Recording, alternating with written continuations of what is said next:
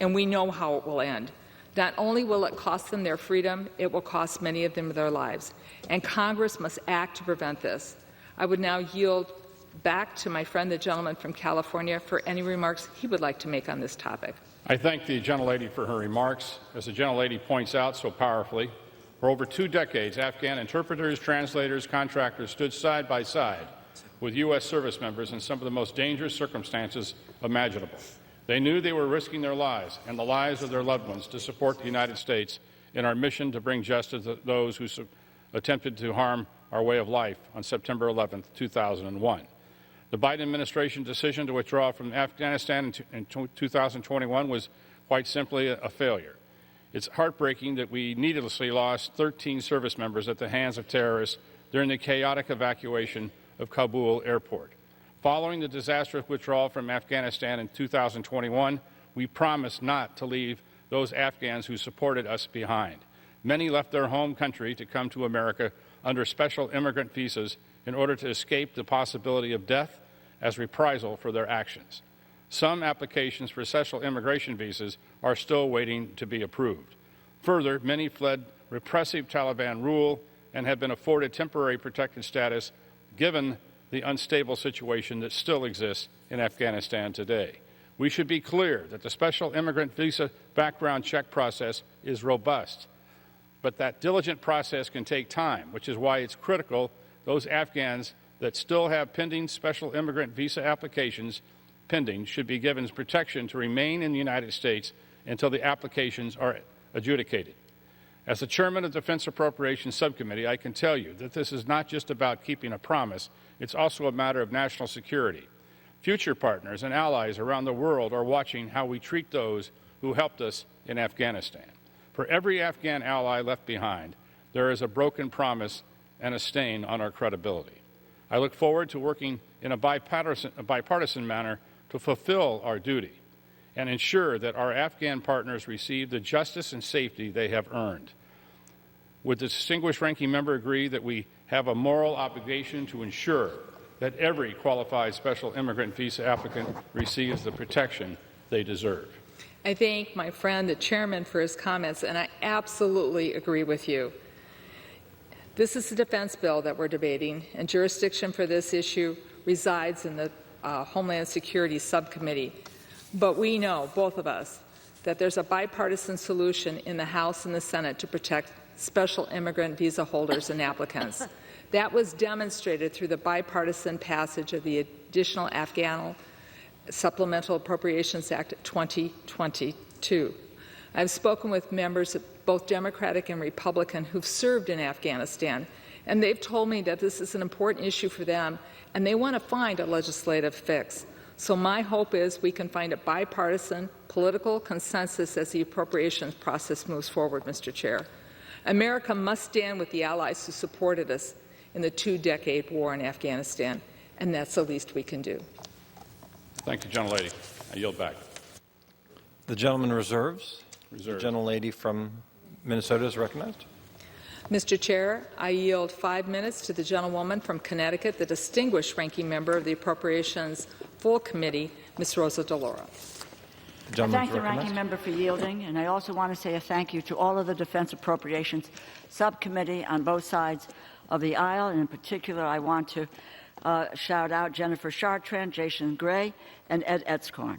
Through this bill, we have the solemn responsibility of appropriating the funds necessary to defend our nation and to protect the safety and well-being of our men and women in uniform. But I must oppose this bill, which abandons our allies, damages our military readiness, and promotes divisive policies that undermine morale. I come from a defense-dependent state. I understand the importance of the investments we make in our nation's defense. We must always work to ensure our service members have the best possible equipment to defend our nation. I am proud that the American-made Black Hawk helicopters, the best helicopters in the world, are made by Sikorsky Aircraft in Stratford, Connecticut, in my district. I'm also proud that Pratt & Whitney produces the F-135 engine, the power plant for the F-35 Joint Strike Fighter in my district.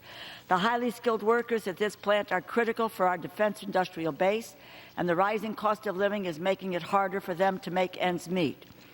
These workers bring immense value to Pratt & Whitney, to Connecticut, and to our national security, and they recently fought for their value to be recognized. I proudly joined them on the picket line, and while I am pleased that Pratt & Whitney and the union representing the facilities workers have agreed on a contract, Congress must do more to address the cost of living. The cost of living crisis is felt by every American family, and it has a direct effect on our military readiness and capabilities. Instead of addressing the cost of living, President Trump and the Republicans are only making it worse. Safety net programs and other basic services have been attacked by the administration and defunded in the Republicans' big, ugly bill. I said this to Secretary Hegseth in our hearing last month. America's future service members are learning in our public schools.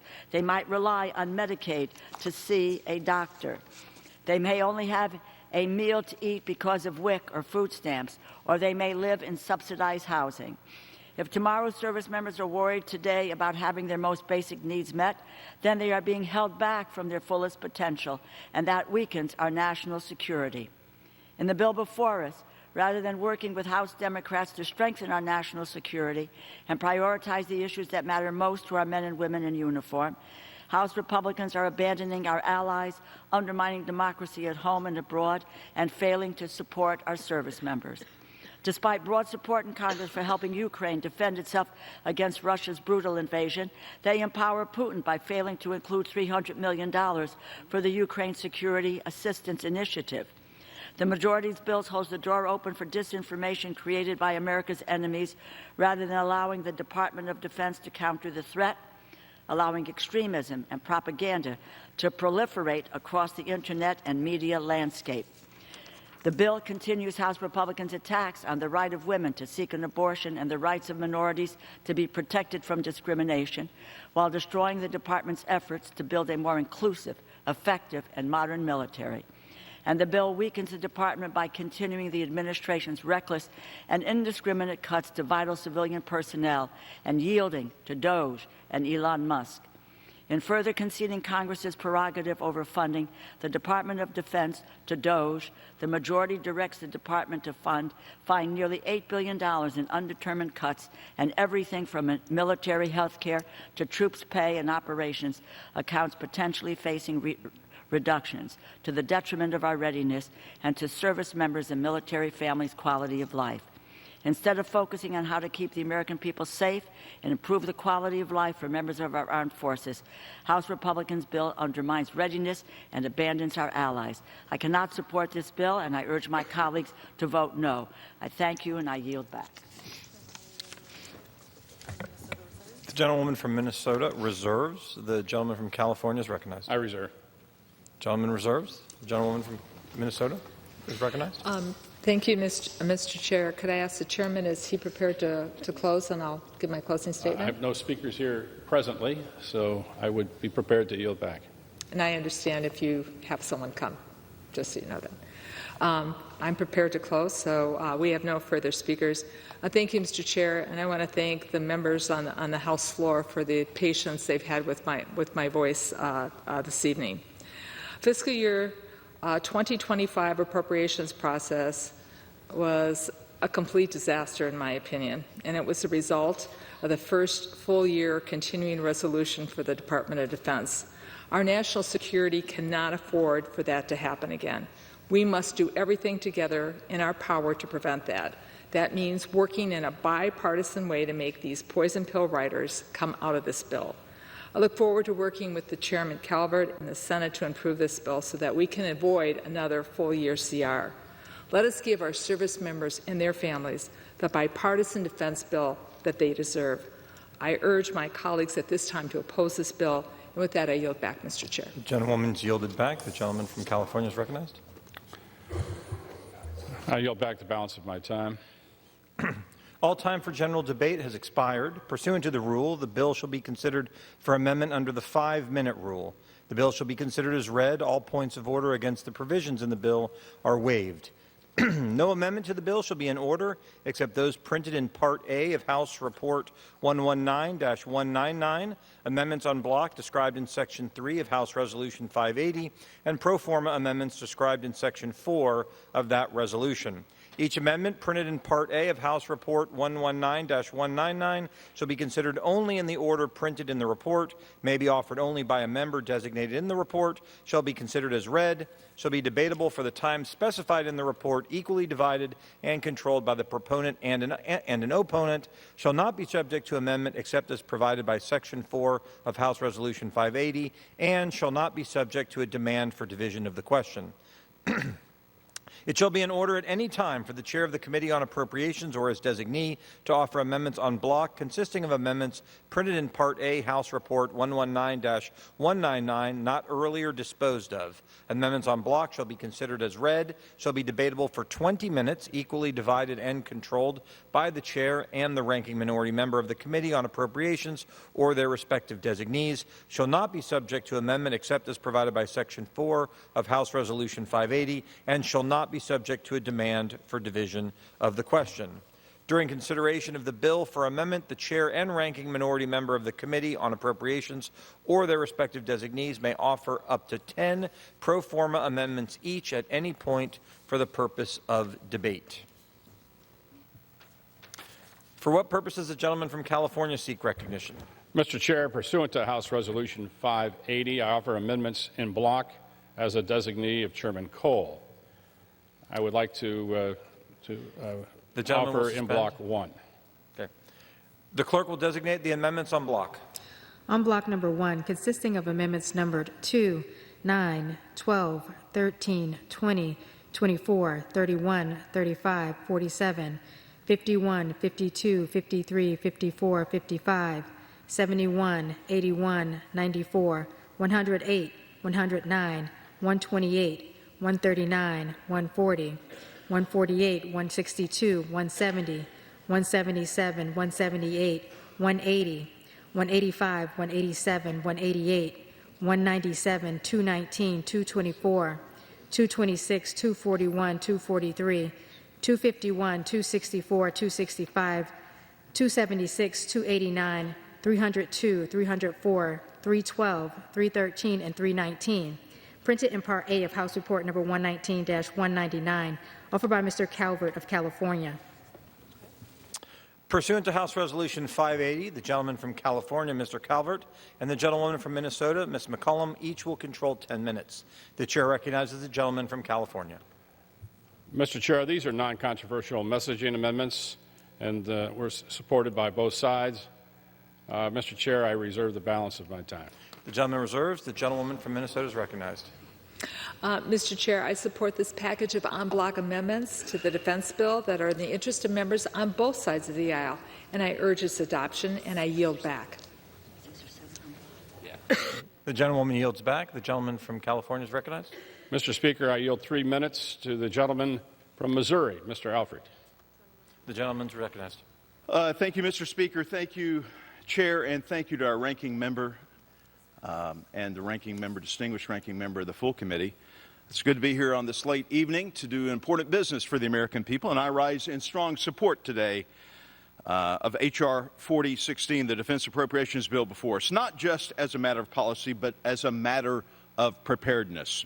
Together, we can ensure that our men and women in uniform and their families have what they need when they need it. Right now, our small caliber ammunition stockpiles are not where they need to be. This is unacceptable. This bill makes critical investments to fix that, Mr. Speaker. It ensures we are getting the necessary rounds back into the magazines of our service members, whether they are training at home or deployed in harm's way. Let's be clear.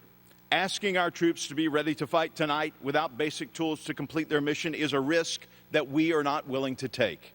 This bill prevents that from happening. But it's not just about restocking. We're also rebuilding our industrial supply base so that we are not relying on adversaries or unstable foreign markets for the things that make our military work.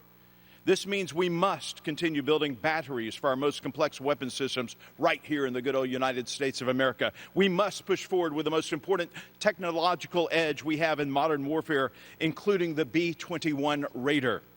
The B-21 is not just another aircraft. It is the future of our long-range strike capabilities, a sixth-generation stealth bomber that will reaffirm American air dominance and serve as a powerful deterrent to rogue regimes and near-peer adversaries alike. The threats we face today, from the Pacific to the Middle East, are not theoretical, they are real. Our adversaries are evolving, and they are not waiting for us to catch up. This bill helps us stay ahead. It ensures that the American people and the American military remains the arsenal of our democracy. And above all, it supports the men and women who wear our country's uniform and stand ready to defend this nation each and every day. Let's take a quick look at this next poster, and it will show exactly what the Democrats would be voting against for the F-26 Defense Appropriation Act. They would be voting against a pay raise for American troops, border security investments to counter drug trafficking, voting against investments for critical ships and aircraft, against modernization of America's nuclear triad, against missile warning systems and technology, against next-generation U.S. weapons system, against increased stability for service members and their families, against training and equipment for an agile, capable force, against supporting the supply chain production, against deterring the Chinese Communist Party and foreign adversaries to prevent taxpayer dollars from funding abortion travel. Mr. Speaker, for their sake, for our sake, for the sake of our great nation, I urge my colleagues on both sides of the aisle to support this bill, to deliver on our America First agenda with President Trump, and to stand firm in our commitment to peace through strength. Thank you. I yield back. The gentleman's time is expired. The gentleman from California is recognized. I reserve. The gentlelady has an additional speaker. The gentleman has the only time. I have no additional speakers. I'd be happy to yield back in block number 1. The questions on the amendments on block offered by the gentleman from California. Those in favor say aye. Those opposed say nay. In the opinion of the chair, the ayes have it. The en bloc amendments are agreed to. For what purpose does the gentleman from California seek recognition? Mr. Chair, pursuant to House Resolution 580, offer another amendment in block as a designee of Chairman Cole in block number 2. The clerk will designate the amendments en bloc. En bloc number 2, consisting of amendments numbered 14, 15, 26, 30, 43, 44, 50, 79, 87, 88, 96, 97, 123, 127, 130, 138, 155, 163, 164, 165, 173, 174, 175, 176, 192, 199, 204, 205, 213, 215, 225, 231, 242, 250, 262, 263, 272, 273, 275, 280, 283, 284, 285, 294, 301, 321, and 323. Printed in Part A of House Report Number 119-199, offered by Mr. Calvert of California. Pursuant to House Resolution 580, the gentleman from California, Mr. Calvert, and the gentlewoman from Minnesota, Ms. McCollum, each will control 10 minutes. The chair recognizes the gentleman from California. Mr. Chair, these are non-controversial message and amendments and are supported by both sides. Mr. Chair, I reserve the balance of my time. The gentleman reserves. The gentlewoman from Minnesota is recognized. Mr. Chair, I support this package of en bloc amendments to the defense bill that are in interest to members on both sides of the aisle, and I urge its adoption. And with that, I also yield back. The gentlewoman yields back. The gentleman from California is recognized. Mr. Speaker, I yield 3 minutes to the gentleman from Iowa, Mr. Nunn. The gentleman is recognized. Thank you, Mr. Speaker. And thank you, Chairman Calvert, not only for your leadership on this, but for the fight to make sure that our men and women in the field have the resources, have the tools, and have the capabilities to win the next generation of fight. I'd like to rise in support of H.R. 4016, particularly our amendments, the wireless power transmission, number 371, as well as the MAPS generation number 2, precision navigation and timing system. As a combat veteran myself, I know firsthand how critical it is to succeed and provide our warfighters with the tools they need to be able to achieve mission success. To that end, I'm proud to offer 2 bipartisan amendments with my colleagues on the other side of the aisle to make sure that we strengthen this bill and help our warfighters on the front lines. This first amendment increases the investment in wireless drone charging. This keeps our unmanned aircraft operational longer and reduces the need for a long-term resupply. We know this is important. As we see in Ukraine today, this is not the fight of the future, this is the fight of today. And the U.S. gets to be a leader in our ability to help present this. The second supports the MAP's Generation 2 and a next-generation system that allows vehicle crews to operate in GPS-denied environments, preserving our battlefield advantage. As someone who has flown combat operations in environments where GPS denial can be a critical destabilizer to our U.S. forces, this allows us to not only fight forward, but make sure that we can be precision both on target as well as defending ourselves. This system, I will note, is proudly manufactured in the heart of the heartland, in my home state of Iowa. It's creating American jobs while protecting American troops. I want to thank Chairman Calvert not only for his leadership, but urge my colleagues on both sides of the aisle to support these amendments. Let us give our service members the tools they need to succeed and honor their sacrifice by defending them on the front line as we defend them right here on the home front. Thank you, Mr. Speaker. The gentleman from California is recognized. I yield back the balance of my time on in block number 2. The question is on the amendments on block offered by the gentleman from California. Those in favor say aye. Those opposed say no. In the opinion of the chair, the ayes have it. The en bloc amendments are agreed to. For what purpose does the gentleman from California seek recognition? Mr. Chair, pursuant to House Resolution 580, I offer amendments in block as a designee of Chairman Cole. I now offer in block number 3. The clerk will designate the amendments en bloc. On block number 3, consisting of amendments numbered 4, 5, 56, 61, 62, 63, 66, 67, 70, 102, 103, 105, 119, 120, 121, 122, 125, 126, 143, 144, 145, 146, 167, 168, 186, 206, 207, 208, 214, 227, 230, 233, 239, 249, 253, 254, 256, 258, 259, 260, 268, 279, 297, 298, 307, and 315. Printed in Part A of House Report Number 119-199, offered by Mr. Calvert of California. Pursuant to House Resolution 580, the gentleman from California, Mr. Calvert, and the gentlewoman from Minnesota, Ms. McCollum, each will control 10 minutes. The chair recognizes the gentleman from California. Mr. Chair, these are non-controversial messaging amendments and are supported by both sides. Mr. Chair, I reserve the balance of my time. The gentleman reserves. The gentlewoman from Minnesota is recognized. Mr. Chair, I support this package of en bloc amendments to the defense bill, and they are in the interest of members of both sides of the aisle, and I urge its adoption, and I yield back. Gentlewoman yields back. The gentleman from California is recognized. Mr. Speaker, I yield 5 minutes to the gentleman from Texas, Mr. Elsie. The gentleman is recognized. Thank you, Mr. Chairman. I rise in strong support of this bill, and I'd like to thank Chairman Cole for his leadership in getting this bill to the floor quickly. The Defense Department can afford another one-year CR.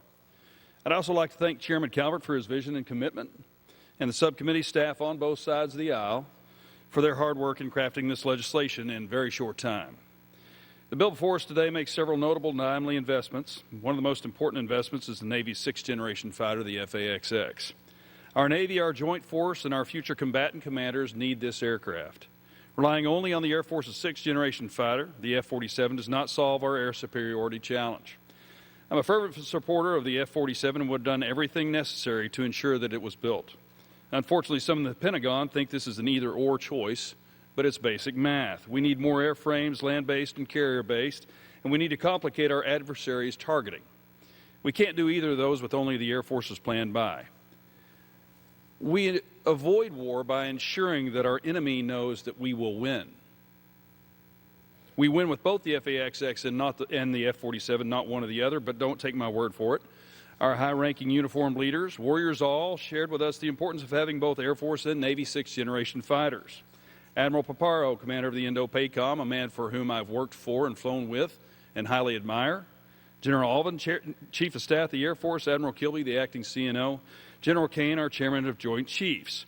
These experienced and highly decorated warfighters all see the operational necessity of both Generation 6 aircraft. So, who's against it? bean counters, and academics, wearing suits to work, not uniforms. Many are well-meaning, but many have earned a nice living telling us we can't do something when we absolutely can. I challenge you to wonder if we would have won World War II with those who provide hurdles for us instead of a smooth path. What troubles me is that a couple of scientists working deep inside the Pentagon and a couple of wings that frankly don't need to be used have the power to counter the operational assessments of several 4-stars. I respect the work they do and the scope with which they do it, but their spreadsheets shouldn't be the final word. A 3-year delay is de facto cancellation and a win for China. And China is watching. And while they're watching, they're building ships at a torrid pace. They've got 3 Generation 6 airplanes and aircraft carriers they are building at an astonishing rate. China doesn't want us to build the FA-XX because that opens the Davidson window.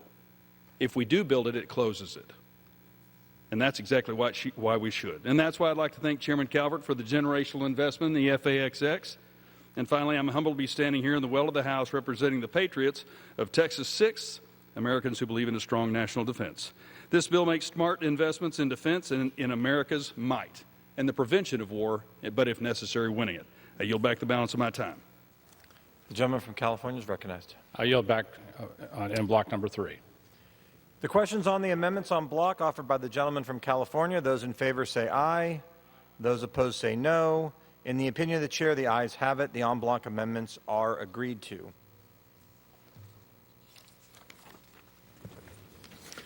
For what purpose does the gentleman from California seek recognition? Mr. Chair, pursuant to House Resolution 580, offer amendments en bloc as the designee of Chairman Cole.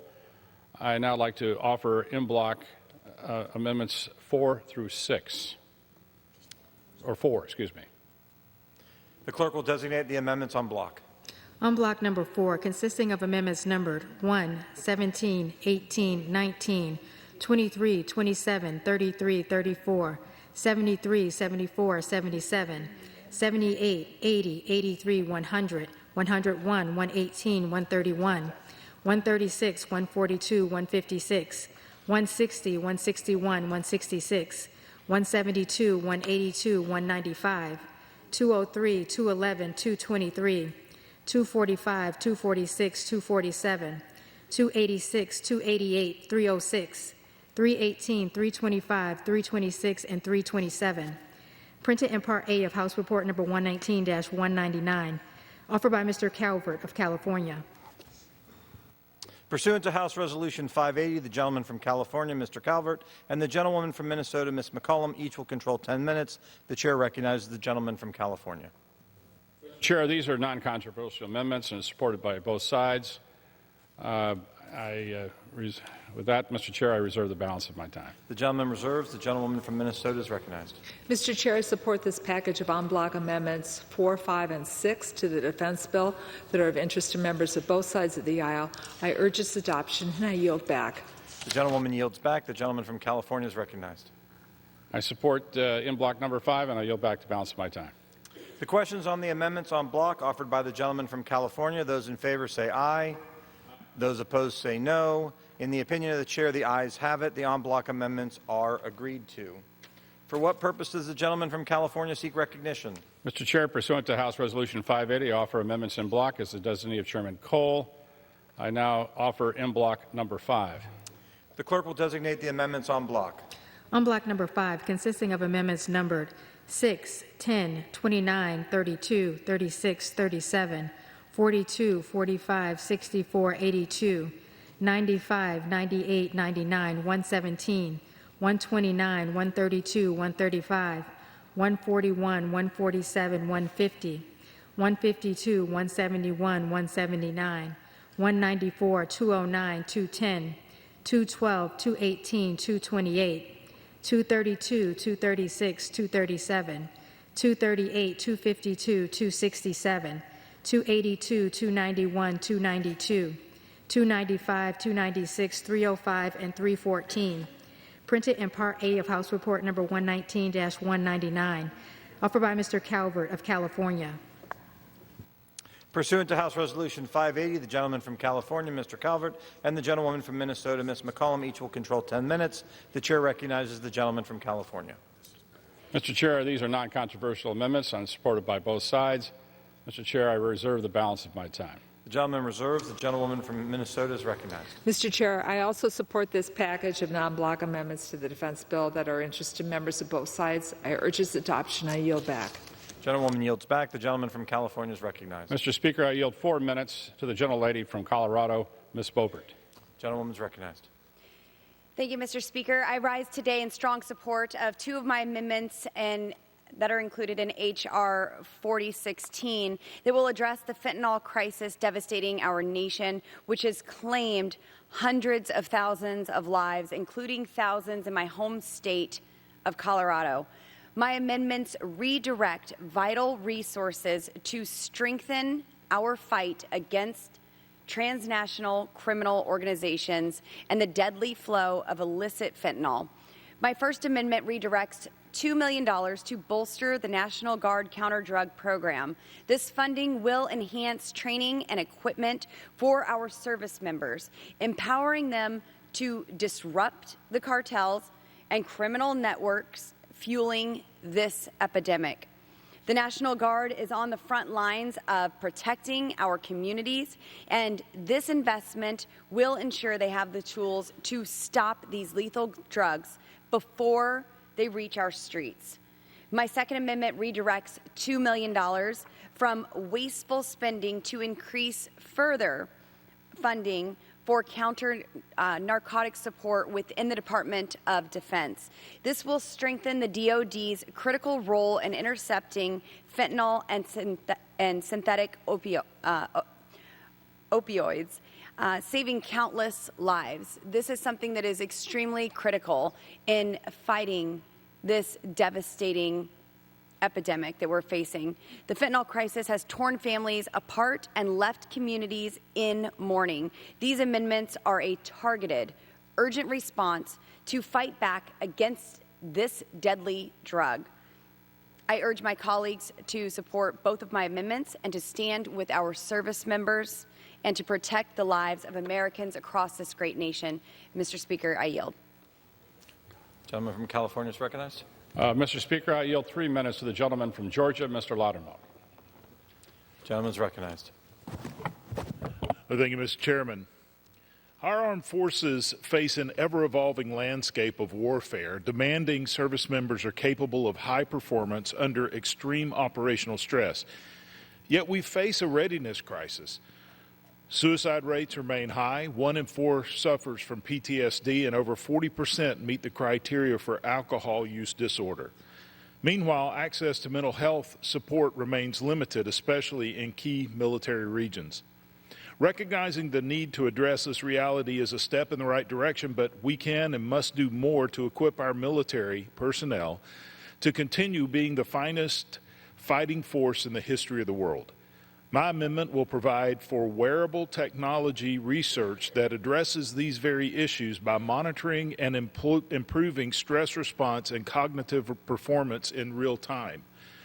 This real-time resilience optimization for military readiness tool could track fatigue, deliver tailored solutions for the wearer, and integrate with military health systems, all while keeping data secure. Adopting this amendment provides a targeted solution to the challenges we face and ensures that American warfighters remain the most prepared, most adaptable, and most resilient force on earth. I urge members to support this amendment, and I yield back. The gentleman from California is recognized. I encourage members to support in block number 5, and with that, I yield back the balance of my time. The questions on the amendments on block offered by the gentleman from California. Those in favor say aye. Those opposed say no. In the opinion of the chair, the ayes have it. The en bloc amendments are agreed to. For what purpose does the gentleman from California seek recognition? Mr. Chair, pursuant to House Resolution 580, I offer amendments in block as a designee of Chairman Cole. I now offer in block number 6. The clerk will designate the amendments en bloc. En bloc number 6, consisting of amendments numbered 7, 8, 16, 21, 25, 28, 38, 39, 40, 41, 72, 75, 84, 86, 89, 90, 92, 93, 104, 107, 124, 137, 149, 154, 157, 183, 193, 196, 201, 216, 217, 220, 222, 229, 244, 266, 271, 281, 316, 322, 324, and 330. Printed in Part A of House Report Number 119-199, offered by Mr. Calvert of California. Pursuant to House Resolution 580, the gentleman from California, Mr. Calvert, and the gentlewoman from Minnesota, Ms. McCollum, each will control 10 minutes. The chair recognizes the gentleman from California. Mr. Chair, these are non-controversial amendments and are supported by both sides. Mr. Chair, I reserve the balance of my time. The gentleman reserves. The gentlewoman from Minnesota is recognized. Mr. Chair, I also support this package of en bloc amendments to the Defense Appropriations Bill that are in interest to members on both sides of the aisle. I urge its adoption, and I yield back. The gentlewoman yields back. The gentleman from California is recognized. I thank the chairman. Mr. Speaker, I would yield 1 minute to the gentleman from North Carolina, Mr. Harris. The gentleman is recognized. Thank you, Mr. Chairman, for yielding. We must ensure that our Army Black Hawk helicopters endure as a hallmark of our country's fighting force. That's why I've sponsored the amendment before us to reallocate $15 million within the bill to the Black Hawk Improvement Program, the account that invests in blade improvement, erosion protection system development.